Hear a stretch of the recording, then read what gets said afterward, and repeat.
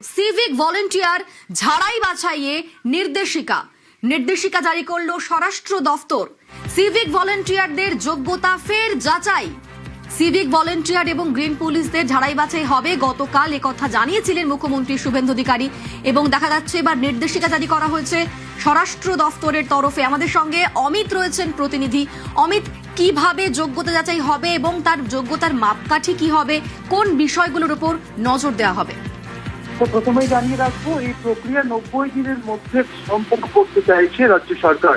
রাজ্য স্বরাষ্ট্র দপ্তরের তরফ থেকে নির্দেশিকা জারি করা হয়েছে। সেক্ষেত্রে প্রতিটি জেলায় এই বর্তমানে যে সমস্ত সিভিক ভলেন্টিয়াররা কাজ করেন তাদের কর্মদক্ষতা এবং তাদের রিক্রুটমেন্ট পদ্ধতি সমস্ত কিছু বিচার বিশ্লেষণ করা হবে, এমনটা কিন্তু রাজ্য স্বরাষ্ট্র দপ্তরের নয়া নির্দেশিকায় বলা হচ্ছে।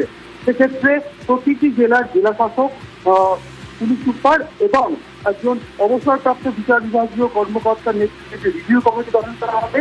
তারা তাদের জেলাতে যে সমস্ত সিভিক ভলেন্টিয়াররা কর্মরত রয়েছেন তাদের সমস্ত ব্যাকগ্রাউন্ড তারা খতিয়ে দেখবেন, যে তারা কবে থেকে সেখানে কাজ করছেন, কারো সুপারিশে কাজ করছেন কিনা, কোনো রাজনৈতিক দলের প্রভাব প্রতিপক্ষ কোনো ব্যক্তি দ্বারা তারা নিয়ন্ত্রিত কিনা এবং তাদের শিক্ষাগত যোগ্যতা, কর্মক্ষমতা 2 বছরে তাদের পাস কোনো রেকর্ড রয়েছে কিনা, অর্থাৎ তাদের বিরুদ্ধে কোনো অভিযোগ এসেছিল কিনা, সমস্ত কিছু কিন্তু দেখা হবে, এমনটা কিন্তু রাজ্য স্বরাষ্ট্র দপ্তরের যে নির্দেশিকা রয়েছে সেই মোতাবেক এমনটা কিন্তু উল্লেখ করা হয়েছে।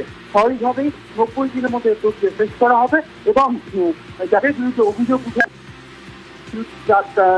বা দেখা যাচ্ছে যে যাদের বিরুদ্ধে কোনো অভিযোগ রয়েছে বা কোনো রাজনৈতিক নেতৃত্ব দ্বারা তাদের রিক্রুটমেন্ট হয়েছে, সেক্ষেত্রে কিন্তু বিশেষভাবে সেই বিষয়গুলোর কিন্তু নজর রাখা হবে এবং তারপরে পরবর্তী পদক্ষেপ করা হবে। তবে আতঙ্কিত হওয়ার কিছু নেই, এমনটা কিন্তু উল্লেখ করা হয়েছে এই নির্দেশিকায়। ধন্যবাদ অমিত।